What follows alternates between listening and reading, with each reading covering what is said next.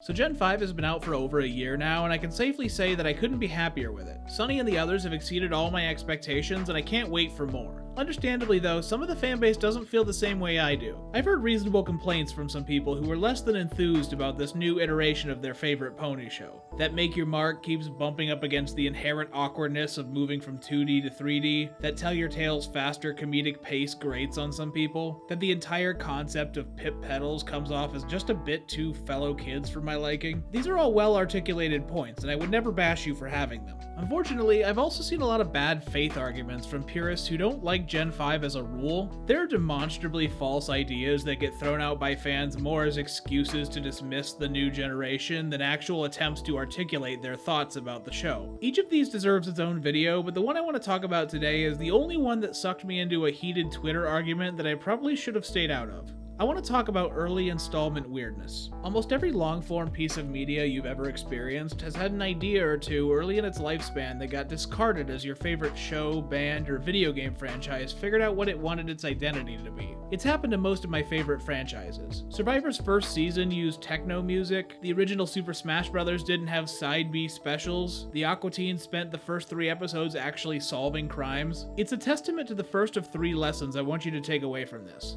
Early installment weirdness is something that happens to everything. Very few pieces of long-form media are pristine and polished straight out the gate, let alone my favorite pony show. And to prove this, I'm going to take a look back at early series Friendship is Magic, let's say the first season, and take a walk down memory lane at some of the weirder growing pains the show went through while it was still finding its footing. My second point may not need stating, but just in case, criticism of something you like is not an attack on you. I love this franchise to death, and it's because I love it so much that I can allow myself to clown on some of the goofy early stuff too. Like whatever they did to Spike. Don't get me wrong, I think even Lauren Faust knew that Hasbro wanted a show that could be marketed to younger girls, so I'm okay with stuff like Snails being over the top stupid, but oh man, Spike got the absolute worst of it. He goes out of his way to mention that he is in fact a dragon, and that he hates super girly things like the Grand Galloping Gala. He's eating Pinky's baked bads and grossing out the girls on more than one occasion, which may explain why they're considerably meaner to him in earlier episodes. Isn't that just like a boy? Can't handle the least bit of sentiment. He comes across as the token younger brother that a lot of the intended demographic of the show knows too well. As if to say, don't worry girls, this is your show. But I can understand early Pony not giving too much focus to male characters. If early series Pony wasn't actively giving a male character the boys drool treatment, they mostly got tossed to the side. So if one of the boys was later upgraded to, say, being given a distinguishing speech pattern, going back through the early series is going to feel a little weird. Listening to Big Mac speak in full, articulated sentences freaks me out. You can tell they didn't know how much he was going to be in the show, so it was a hot second before they retrofitted him as the one-syllable wonder. Biting off more than you can chew is just what I'm afraid of. Dude, stop talking. Do you need me to call somebody? A lot of the main VAs also struggled with settling into a good performance for their characters, and that's when production wasn't also giving extraneous roles to whoever was in the recording booth at the time. Ashley Ball's early take on Applejack was noticeably higher in her register and a bit too close to her Rainbow Dash voice. I'm Applejack. We here at Sweet Apple Acres sure do like making new friends. To compensate, early scripts gave AJ more of a posh Southern belle affect, with much more delicate countryisms and more liberal use of the word sugar cube. Andrea Libman was much more rigid with her breathier, slow cadence for Fluttershy, so it stayed separate from Pinky, who was too busy doing these weird 30-second off-the-cuff songs to fill some of the dead air. Even Tara Strong, who wasn't pulling double character duty, played Twilight with a very restrained, modest delivery, like she didn't want to lose her audience. The show was already bending these new characters pretty hard to get certain episodes to work, so I'll give it a pass. Twilight is also showing more of the early series focus on younger girls when she goes out of her way to define some of the tougher vocab words and scripts from early episodes. In Bridal Gossip, she explains the definition of the word supernatural, and in the previous episode, she's so excited that she just learned about sleepover staples like pillow fights and truth or dare. This is actually kind of cute, like a kid might identify with Twilight learning these words for the first time. This focus more on the show's core demographic comes out in the show's comedy, like Spike spending an entire episode learning that owls sound like they're asking a question, or that mug to the camera when it starts raining. Come to think of it, a lot of the early humor of the show had more of a stage play feel to it. There was a lot more mugging to the camera, and characters were more likely to talk out loud to themselves when nobody else was around. In general, I don't think the writers of early series quite knew what kind of humor they wanted the show to have, so they threw a lot of different things at the wall. What results is a lot of writers rehashing old comedy bits that they remember growing up with, hence that Benny Hill chase scene from A Bird in the Hoof. On a whole, the early experimentation phase of writing a spec show for a huge toy brand is fine, and it's really only half of what gave the early episodes of this pony show that sort of weird, chaotic flavor. The art, on the other hand...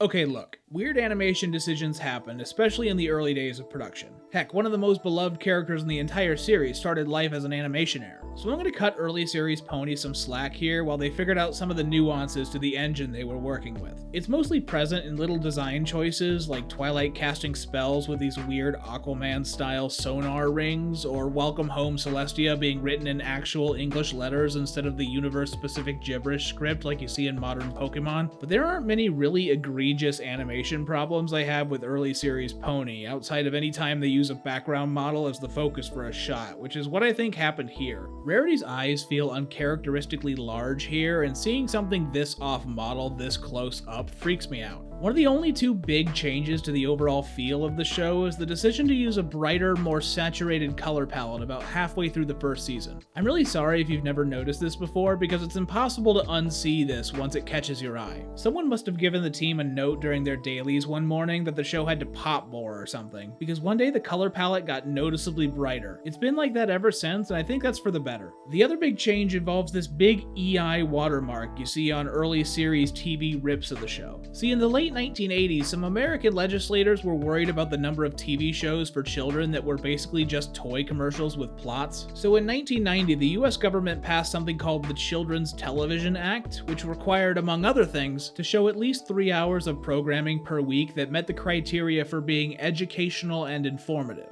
Any programming that met this criteria could be counted towards satisfying this new requirement. It may seem really boring to talk about TV standards and practices in a video about ponies, but I bring it up because the workaround they found for this in the first season is pretty much the longest running joke in the fandom. Dear Princess Celestia, Dear Princess Celestia, Dear Princess Celestia, Dear Princess Celestia, Dear Princess Celestia. Most people don't even bat an eye at the letters to Celestia at the end of each episode, because it already seems like such an obvious choice for a kid show, to have this recap for younger audiences about why they should care about honesty or sharing. I'm really glad these bite-sized reason we're here speeches are remembered as fondly as they are, because it's one of those hokey hallmarks of the honeymoon phase most 2010s fans had with this show when it aired. See, my final point, one day you'll look back on this and laugh. I'm not going to fault a show I love for growing up or figuring out what it wants to be, and it's something I try to remember whenever I binge something I'm really passionate about. It's why I'm so in love with these bizarre half memes like Zip After Chocolate. I still have no idea why this is official pony content, but I'm ecstatic that one day I'll get to look back at early G5 content years from now, find stuff like this, and still have no idea what they were thinking. Consider it a kind of prepaid nostalgia, and hang on to that feeling. You're gonna miss it. So I couldn't fit this into the script, but there's a scene in a dog and pony show where Spike and Rarity get attacked by diamond dogs, and Spike, no joke, turns his tail into a jackhammer.